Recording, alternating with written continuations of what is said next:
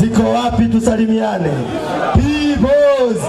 Kule nyuma ziko wapi tusalimiane? Peoples. Mheshimiwa makamu mwenyekiti wa chama chetu, Mheshimiwa katibu mkuu, wajumbe wa kamati kuu na viongozi wote mliopo jukwaa kuu na watu wa Arusha, asalamu alaykum. Tumsifu Yesu Kristo. Ninayezungumza kwa sasa naitwa Deogratias Cosmas Mahinyira. Ni mwenyekiti wa baraza la vijana wajanja kabisa, vijana wa Chadema, tunaitwa Bavicha. Kwa sababu ya muda na mimi kwa haraka niseme mambo yafuatayo.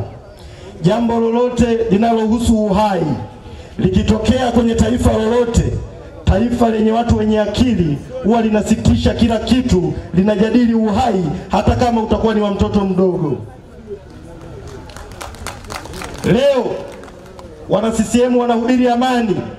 Ukienda kukutana na familia ya Mdude, ukikutana na mke wa Mdude, ukimwambia amani, atakuona wewe ni mpumbavu kwa sababu mume wake hamuoni.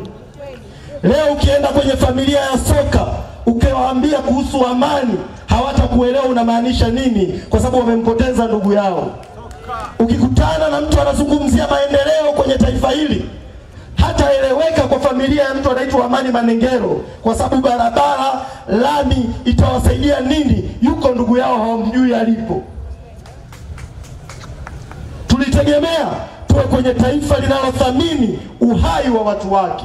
Leo sisi vijana wa Chadema, vijana wa taifa hili, hatuna amani, hatuna haki yoyote, hatujisikii chochote kwenye taifa hili kwa sababu hatuna uhakika kama tutaamka kesho tukiwa salama. Ndio maana sisi vijana wa Chadema tunapinga ibara ya 67 ya katiba yetu. Inasema ili uwe mbunge, sifa yake unapaswa kuwa unajua kusoma na kuandika. Sio lazima uwe umefika hata darasa la 7. Sisi vijana wa Chadema tunapinga hilo kwa sababu ukiwa huondoa utaratibu kwenye taifa hili, nyie wazazi hamtawashawishi watoto wenu waende shule kwa sababu mtoto hata kama asipoenda shule akijua kusoma na kuandika, ndoto yake ikiwa ni mbunge atakuwa mbunge.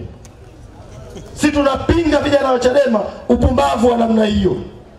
Mambo haya ndio yanayotusababishia kwenye taifa letu badala tuwe na bunge litakalo jadili kuhusu ajira kwa vijana. Toka mwaka 2015 mpaka leo wako vijana zaidi ya 200,000 kwenye taifa hili hawana kazi kwa sababu vioni walisomea ualimu, hawana kazi. Badala tuwe na bunge linaloweza kujadili ajira za vijana, vijana watapataje ajira kwenye taifa letu? Tunalo bunge linaumia. Akisikika mbunge mmoja ametoa mfano wa kwamba ikitokea mtoto wa rais akatobolewa macho au akatekwa, rais atajisikiaje? Wako wabunge wanasema mtu aliyetoa mfano huo ni mtu wa hovyo na wa ajabu. Hawaumii vijana wanaotekwa, vijana wanaouliwa kwenye taifa hili, wanaumia mifano ya inayomhusu mtoto wa rais. Nimemsikia mwingine jana anasema eti vijana wanaosuka nywele anamshauri waziri wa mambo ya ndani Bashungwa awakamate. Yaani tunao wabunge ambao badala wajadili masuala ya utekaji, masuala ya kuuliwa kwa vijana, masuala yanayohusu uhai wa vijana kwenye taifa hili, wao wanamshauri waziri wa mambo ya ndani badala ya hangaike na utekaji, eti hangaike na vijana wanaosuka nywele, vijana wa kiume.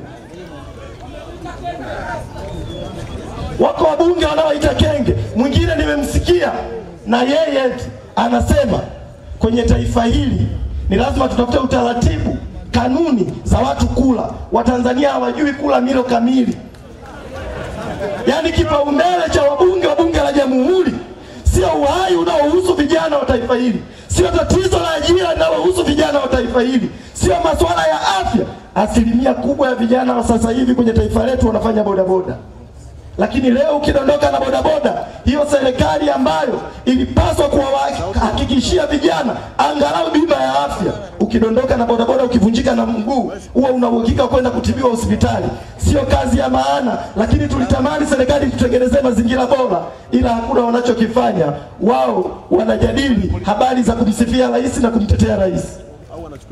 Sasa sisi vijana wa Chadema tunasema hili bunge tulilonalo, na Wakenya wanatudhihaki sana, wana haki ya kusema hivyo kwa sababu wanayozungumza wabunge wetu ni mambo yasiyohusu maisha yetu.